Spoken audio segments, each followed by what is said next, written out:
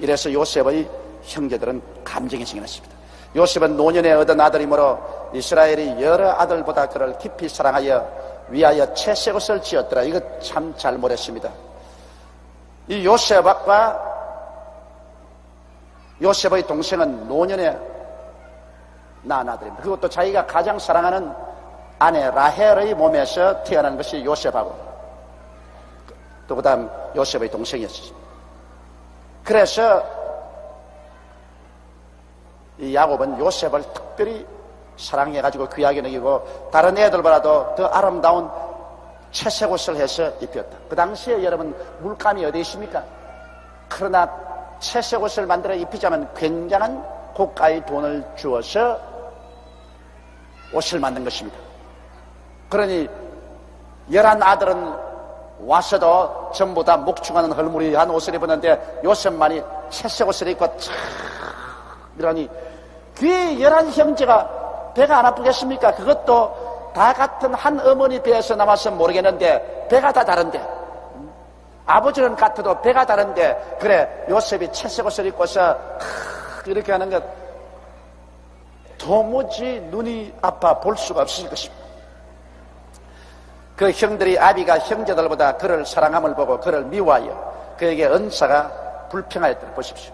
아버지가 특별히 편애를 하니까 다른 10형제들이 요셉의 친동생은 그렇지 않겠지만 다른 형제들이 시기하고 미워하고 은사가 편하지 않습니다.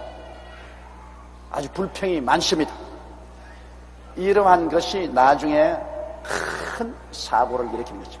여러분 큰 사고라는 것은 대부분에 한꺼번에 일어나지 않습니다. 조그마한 것이 모이고 쌓이고 모이고 쌓이고 해서 이것이 나중에는 한번 터질 때 크게 터지는 것입니다. 절대 어떠한 큰 사고가 한꺼번에 쾅 터지지는 않습니다. 그런데 5절에 보면 요셉이 꿈을 꾸고 자기 형들에게 고하며 그들이 그를 더욱 미워하였더라. 요셉은 또 꿈꾸는 사람입니다. 이 하나님께서 우리 사람에게 말씀하실 때 굉장히 꿈을 통해서 말씀을 많이 합니다. 물론 요사이는 성경 말씀을 통해서 하나님께서 우리에게 말씀을 하시고 우리가 기도하고 성경을 읽을 때 성경을 통해서 말씀하시지만은 그래도 요사이도 하나님께서 꿈을 통해서 많이 말씀합니다. 구약시대나 신약시대나 하나님은 꿈을 통해서 말을 많이 하셨어요. 아브라함도 하나님께서 아브라함을 만나실 때 계속해서 꿈을 통해서 말씀을 하셨어요. 거대한 계시는 아브라함에게도 늘 깊이 잠들었을 때 꿈을 통해서 말씀을 하셨습니다. 그런데 하나님께서는 꼭 예수 믿는 사람에게만 꿈을 통해서 말씀하는 게 아니라 안 믿는 사람에게도 꿈을 통해서 하나님이 직접 말씀하세요. 여러분 성경 말씀 보면 아비멜렉이 아브라함의 아내 사라를 아내로 취했더니 꿈에 하나님이 나타나서 이는 하나님의 종 아브라함의 아내인데 네가 이 여인에게 손대면 내가 너를 죽이겠다 그랬어요. 그 순 안 믿는 아비멜렉에게도 하나님이 꿈에 나타나서 말씀을 하셨습니다. 그리고 성경 보면 느부갓네살 왕이 지중해를 중심에 한 역사를 설명할 때도 꿈에 우상을 보지 않았습니다. 큰 우상, 머리는 황금이요 몸은 은이요 배는 동이요 다리는 철이요 발가락은 철과 흙이 섞인 역사를 보여주는데 하나님이 순수하게 안 믿는 이방인인 느부갓네살 왕에게도 꿈을 통해서 계시를 해주셨습니다. 성경에 보면 하나님께서 모세의 눈이 미리암에게 말하기를 내가 너희 가운데 선지자가 있으면 그 선지자에게 혹은 꿈으로 혹은 환상으로 말하거니와 모세하고는 얼굴과 얼굴을 마주대고 이야기한다고 그랬었습니다. 그러면 하나님께서 꿈을 통해서 환상을 통해서 말씀하십니다. 그런데 환상보다도 꿈이 더 하나님 계시가 정확합니다. 왜냐하면 하나님의 아들 예수 그리스도가 탄생할 때 요셉에게 하나님께서는 계속해서 꿈으로 말씀했습니다. 마리아에게는 환상 가운데 가브리엘이 나타나서 예수 그리스도의 탄생을 말했지만 요셉에게는 꿈에 하나님의 사자가 나타나서 요셉아 내 안에 마리아 데려오기를 두려워하지 마라. 그가 잉태한 것은 사람으로 말미암은 것이 아니고 하나님 성령으로 말미암았다. 꿈에 말씀해 주셨습니다.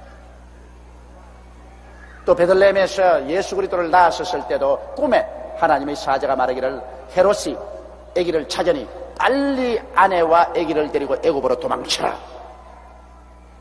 그 다음 애굽에서 또 있을 때 꿈에 하나님께서 말씀하기를 헤롯이 죽었나니라. 그러므로 고향으로 돌아가라.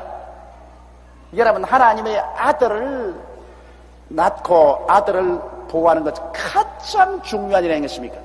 이건 잘못 계시받으면 큰일 나거든. 가장 중요한 계시를 주실 때 하나님은 꿈을 사용했습니다. 환상도 사용하지 아니하고 음성도 사용하지 아니하고 꿈을 사용해서 하나님의 아들 예수 그리스도의 탄생할 것과 예수 그리스도를 애굽으로 모시고 갈 것과 애굽에서 다시 가나안으로 예수님을 데리고 올 것과 이것을 다 꿈으로 보여주신 거죠. 그러므로 하나님께서는 꿈과 환상으로 우리에게 말씀을 하시는 것입니다. 오늘날에도 하나님께서 꿈으로 말씀을 많이 하십니다. 그런데 그것도 특별히 하나님이 택해서 꿈을 잘 꾸게 하는 사람이 있어요. 이거 도무지 나는 꿈이 없어. 이 참 큰일 났어요. 저는 거의 잘 때 꿈을 안 꿉니다. 그냥 벽에 비고 잤다면 아침까지 깨어납니다. 그냥. 그러니 어떤 때는 하나님이여 나도 꿈으로 계시를 좀 주옵소서. 그래도 나에게는 도무지 안 주는데 우리 집 사람에게는 계속해서 꿈을 주는데 기가 막혀요. 기가 막혀. 꿈이 정말 맞아떨어져요. 놀랄만큼 꿈이 맞아떨어요. 그래서 나는 우리 집 사람이 또 꿈꾸었다 하면 내 간이 덜컥 내려앉아요. 와, 이거 또 무슨 꿈을 꾸어가지고서 내 잘못한 것 있는 것도 들춰내나 싶어가지고서 내 간이 덜컥 내려앉아요. 왜냐하면 내가 돈 문제 같은 거 생기면 우리 마누라 속이거든. 솔직한 말로 이 나이가 되면 그런 것 안 속일 도리가 없어요. 일일이 다 고해 바치나 뭐 특별히 좀 생겨가면 보게도 다 숨겨놓고 내 쓸대로 쓰지. 혹시 꿈에 그런 거 발견했다가는 큰일 나거든.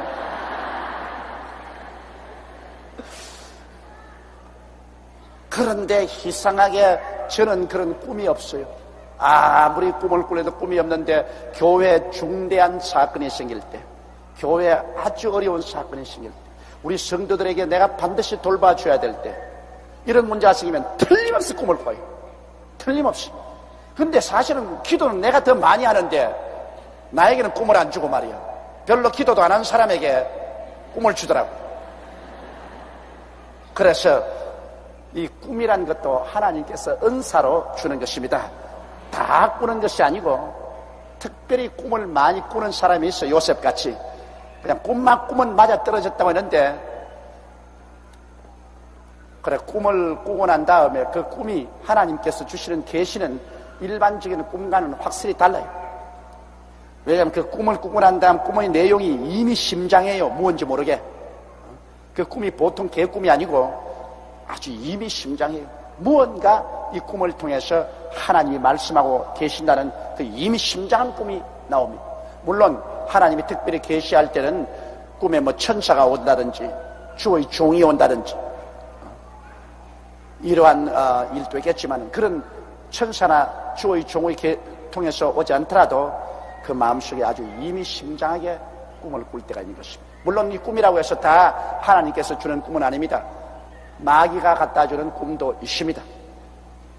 성령으로 말미암아 오는 꿈만 있는 것이 아니라 마귀가 갖다 주는 꿈도 있습니다.